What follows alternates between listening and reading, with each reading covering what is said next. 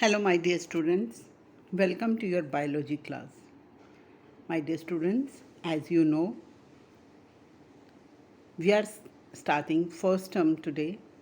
There are two chapters in first term, chapter 4 human digestive system and chapter 5 respiratory system. So in this video, we will start chapter 4 human digestive system. The topics that we do in this video are alimentary canal and digestive glands. The digestive system of humans, it includes all the organs responsible for intake of food, digestion, absorption, assimilation and removal of undigested waste. So my dear students, this is digestive system of humans include. First of all, we need to take in food through the mouth. Then that food is digested. Then digested food is absorbed by the blood and it is supplied to the various parts of the body, which is called assimilation.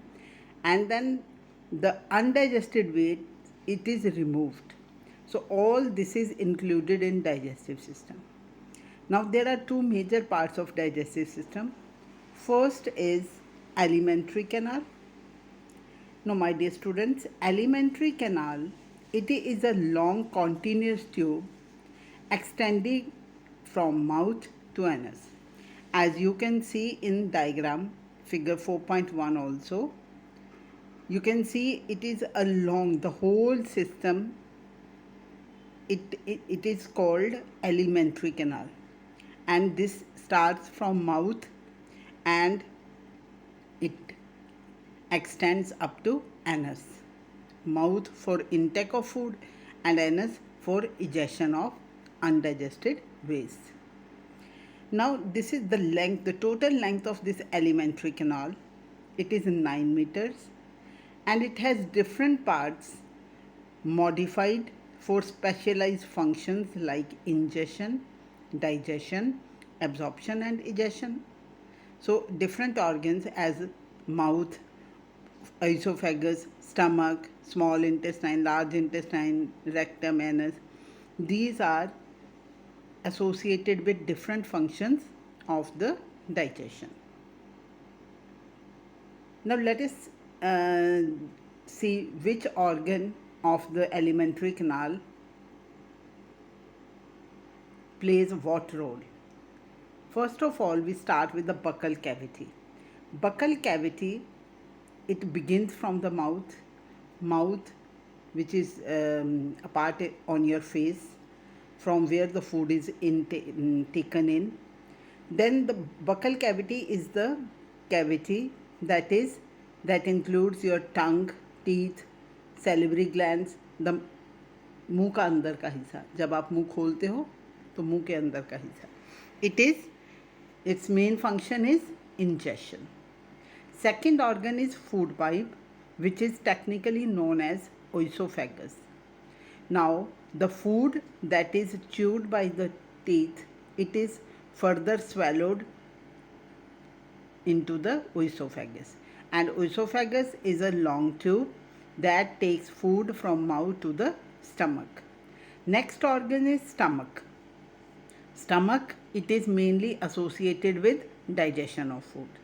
Then after stomach, food reaches to small intestine and here digestion is completed, and then absorption. Absorption means the digested food is absorbed by blood here and it is taken to various parts of the body. Then the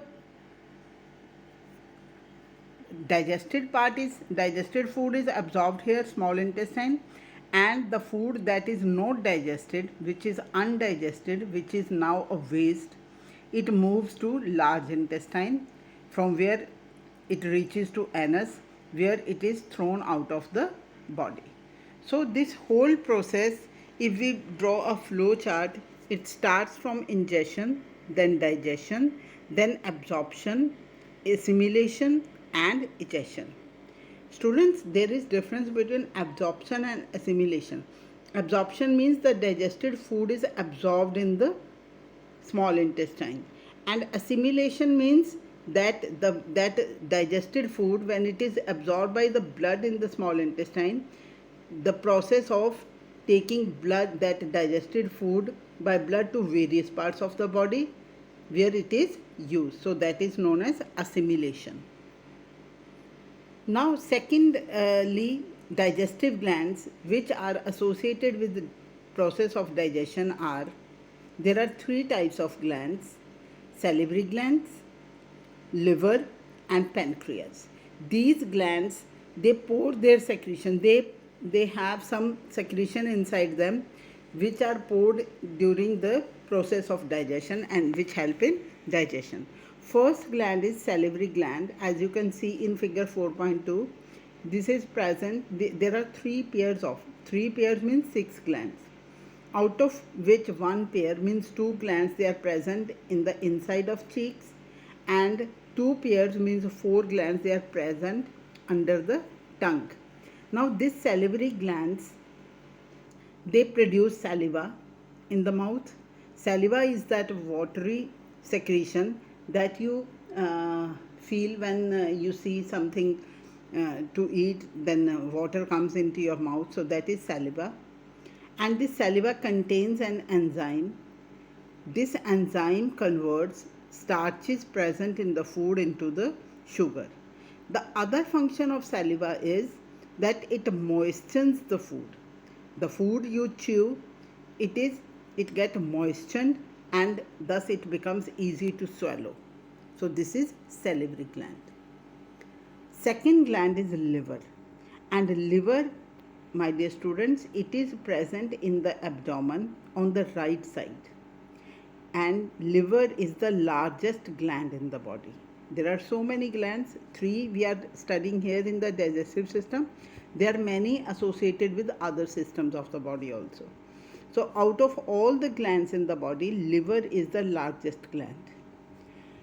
Now, what is the function of this liver? Liver secretes a juice that is known as bile juice. And when liver secretes it, it is stored in an organ called gallbladder. Gallbladder is the organ which stores bile juice. It is the only function of gallbladder. Then bile juice, it is released into the small intestine where digestion is complete, and this bile juice helps in the digestion of fats. Third gland is pancreas. It is a large cream colored structure present below the stomach. As you can see in figure 4.3 also, both liver and pancreas are shown in this figure. Pancreas, it secretes a juice called pancreatic juice, and this is also released in the small intestine. Now pancreatic juice, it helps in the digestion of carbohydrates, proteins, and fats. So my dear student, this is all about the glands, 3 glands: salivary glands in the mouth, liver in the abdomen, and pancreas in the abdomen just below the stomach. Salivary glands produces saliva which digests starches. Liver produces bile juice which digests fats. Pancreas secretes pancreatic juice which digests carbohydrates, proteins, and fats. So my dear students, there is a flow chart digestion of food in the alimentary canal. As you can see, it is simply a flow chart from the mouth to anus. Mouth, food in the alimentary canal, ingestion, see on the left hand side, ingestion, then through esophagus it reaches the stomach where further digestion takes place. Then from stomach it reaches to small intestine where absorption occurs. Absorption means digested food absorbed in the body. Then this undigested food reaches to large intestine where egestion takes place, and through the anus undigested waste is thrown out of the body. So students, kindly read this chapter for both the pages 39 and 40, and do test yourself one on page number 40. Thank you and have a nice day.